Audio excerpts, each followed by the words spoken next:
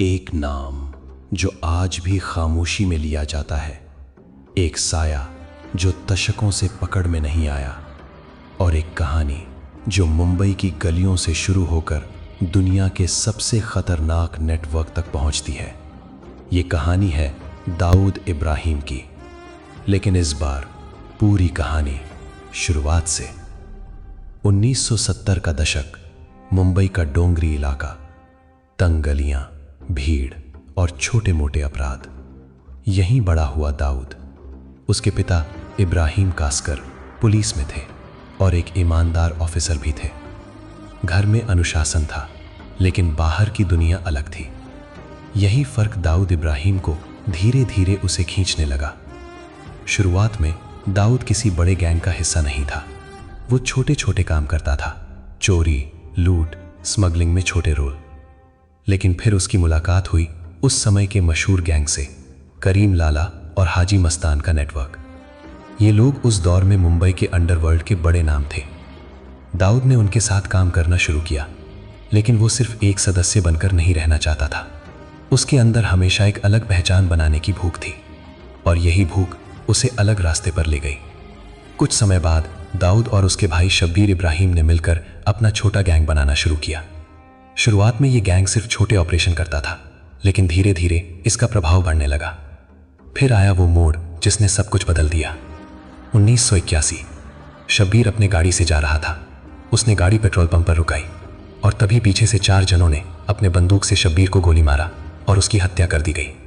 यह हमला कथित तौर पर प्रतिद्वंदी गैंग से जुड़ा था। इस घटना ने दाऊद को अंदर से बदल दिया।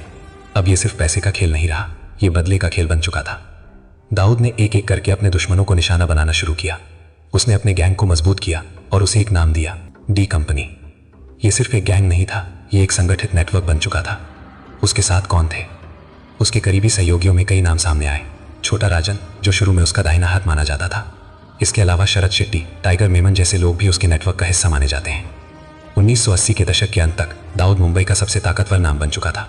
स्मगलिंग, हफ्ता वसूली, फिल्म इंडस्ट्री में दखल, हर जगह उसका असर था। लेकिन जितनी तेजी से वो ऊपर चढ़ा, उतनी ही तेजी से उसका नाम कानून की नज़र में आया। अब सवाल था, वो भारत छोड़कर क्यों गया? कहा जाता है कि 1986 के आसपास पुलिस का दबाव बहुत बढ़ गया था।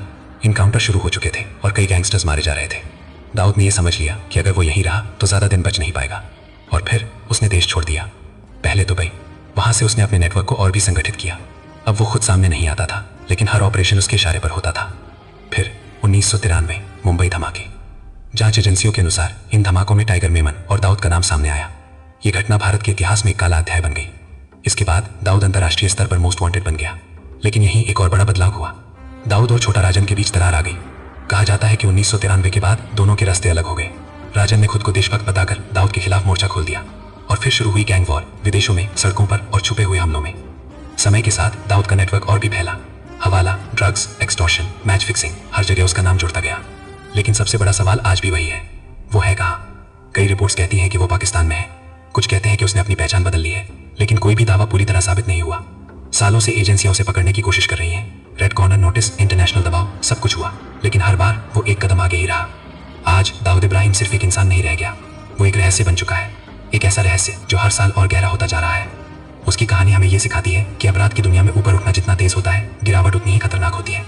लेकिन इस कहानी का सबसे डरावना हिस्सा ये नहीं है कि वो क्या था, बल्कि ये है कि क्या वो आज भी कहीं बैठकर सब कुछ देख रहा है।